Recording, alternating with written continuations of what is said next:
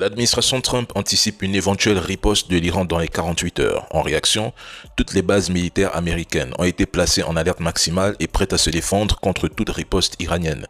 Les États-Unis ont détecté des navires de guerre iraniens en mouvement dans le golfe Persique, faisant craindre un blocus naval imminent. En réponse, l'Iran a convoqué une réunion d'urgence du Conseil de sécurité de l'ONU, affirmant au passage qu'aucune base américaine, ni aucun Américain dans la région, ne sera en sécurité.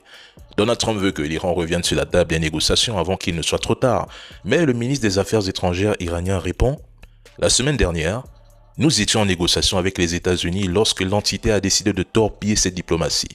Et cette semaine, nous étions en pourparlers avec la Troïka lorsque les États-Unis ont décidé de torpiller cette diplomatie. Quelle conclusion peut-on en tirer ?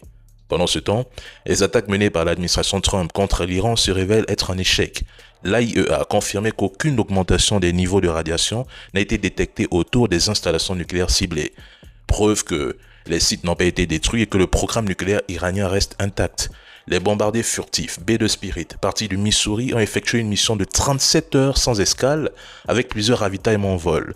Malgré cette opération d'envergure, le renseignement américain semble avoir été pris de court. L'Iran avait déjà évacué la majeure partie de son uranium enrichi de Fordo vers un site secret avant l'attaque. Entre le 19 et le 20 juin, 16 camions transportant du matériel lourd ont été observés près de l'installation, confirmant un déplacement stratégique. Téhéran reste ferme. Le programme nucléaire ne s'arrêtera pas et c'est une position radicale qui pousse Donald Trump à annoncer de nouvelles attaques dans les prochains jours.